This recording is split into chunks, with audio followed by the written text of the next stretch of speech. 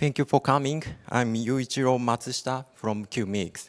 Today, I would like to talk about our recent achievement related to FTQC and AI, tools transforming quantum chemistry and CAE calculations.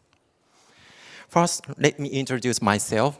I'm Yu-ichiro Matsushita, and I'm the CEO of Quemix. And at the same time, I'm also working at the University of Tokyo as a project associate professor and at the National Institute for Quantum Science and Technology as a chief. Next, I will introduce Quemix. Quemix is a startup for developing quantum computing software. And Quemix was established in 2019. And now there are 15 members working at Quemix, and 10 of them are researchers. One of our features is, since our establishment, Quemix has focused on quantum algorithms for FTQC, fault-tolerant quantum computer, rather than NISQ algorithms, NISQ devices. Thanks to our early start in developing FTQC algorithms, we have successfully developed many fundamentals and important FTQC algorithms, and as well as patents. Today, I will talk about our recent achievement using Quemix technologies. As I explained, from 2019, we completely focused on FTQC algorithms because we believe really first quantum algorithms would come in the FTQC era. That's why we completely focused on FTQC algorithms since our establishment. And recently, several hardware manufacturers are announcing their roadmaps to accelerate FTQC development. And this is an era where Quemix has been eagerly awaiting.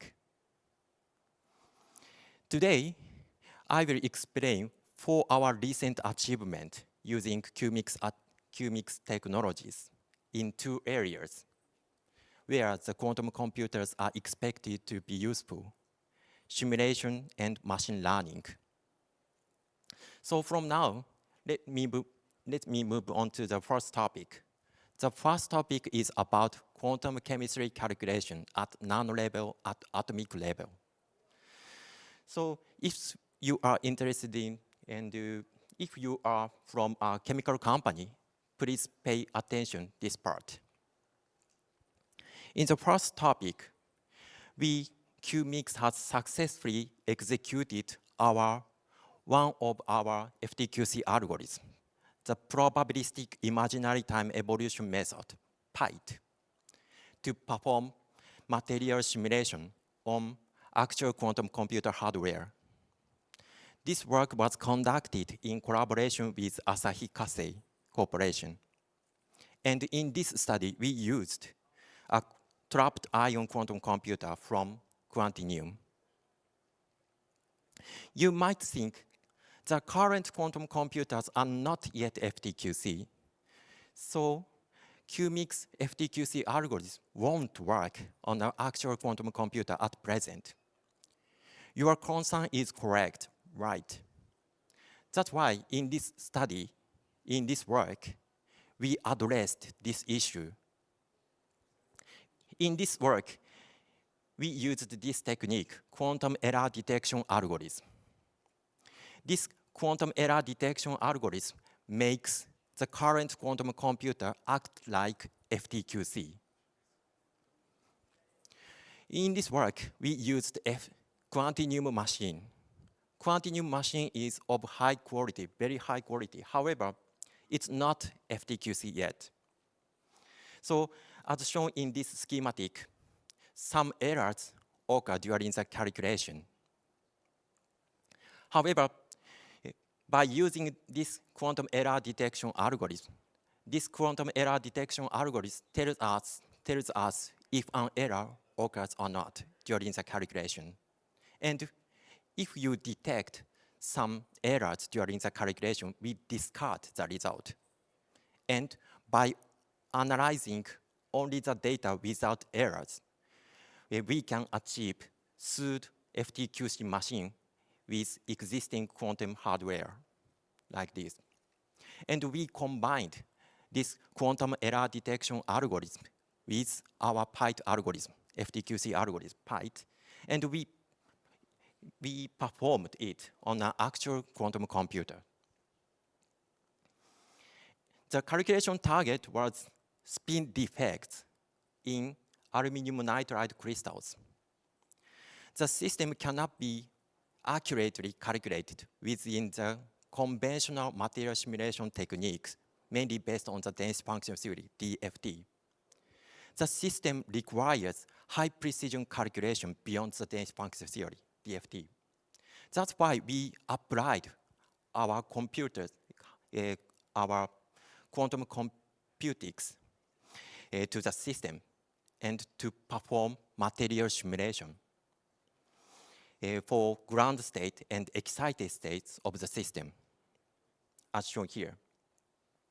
And additionally, we found by using quantum error detection algorithm, the current quantum computer achieves 98% of accuracy of an ideal FTQC machine. This result clearly shows we already entered an era where FTQC algorithms can run on an actual quantum computer. And also you might think the current quantum computer has a very limited number of qubits. So the current quantum computer can handle small molecules. It's not the case. It's incorrect. Here, I show one example. And this is a calculation model we used in this study, including about 300 atoms inside the simulation cell. It's so huge. However, we cannot run this entire system directly on a quantum computer. In this study, we used two techniques: ab initio downfolding method and HPC quantum hybrid computer systems. In the first step, we roughly calculate the full system with HPC at DFT level. And after that, we extracted difficult area or difficult domains from the calculation. The difficult area requires high precision calculation beyond the dense function theory, DFT. And we applied quantum computers only to the difficult domains, difficult areas only. In this way, even with a small number of qubits, we can handle large-scale problems like this. So now, let's move on to the second topic. The second topic is about CAE calculation, more specifically, fluid dynamics simulation. Recently, CAE simulations are frequently used in manufacturing industries. So if you are working in the manufacturing industry or involved in CAE simulations, please pay attention. We also applied our FTQC algorithm, PITE, to fluid dynamics simulation in this work. And we confirmed quantum advantage is achieved with our PITE algorithm. You might think how we applied our PITE algorithm in this fluid dynamics simulation. This is an equation to solve in the fluid dynamics simulation, Navier-Stokes equation. By solving this Navier-Stokes equation, we can get flow velocity, as shown here, at a certain place and time. You see a non-unitary operator appearing here. This is similar to the imaginary time evolution operator. So this is where we applied our PIT algorithm. Anyway, in this way, we applied our PIT algorithm to the fluid dynamics simulation. And here are the results of our fluid dynamics simulations. These include 3 different kinds of phenomena. One is advection diffusion equation and Turing patterns and shock waves like this. Here, I want to stress one important thing. In order to perform fluid dynamics simulation on a quantum computer, also qubit data encoding technology is very important, very crucial technology. I will explain this point later. So now, let's move on to the third topic. From now, I will explain our recent achievement related to machine learning. The third topic is image generation. So if you are involved in image generation or image analysis, please pay attention. You might have used generative AI for image generation. With generative AI, we usually use 2 technologies: transformer technology and channel attention technology. And actually, we have developed a channel attention technique for a quantum computer. So this is quantum computer version of channel attention. And we have developed this technique so far. And we have applied our channel attention technology to image generation. And here are the results. In this work, we tried to generate images of 0 and 1, as shown here. And the upper panels represent our result with our channel attention technology, lowers without. As you see, by using our channel attention technology, much clearer image appears. And we have also generated multiple images of 0 and 1, as shown here. The advantages of using quantum computers is when an image size, data size is large enough or fine enough, current classical computers struggle with memory limitations. However, quantum computers are expected to break these boundaries. So we think quantum computers are useful even for image generation. So from now, let's move on to the fourth topic, last topic.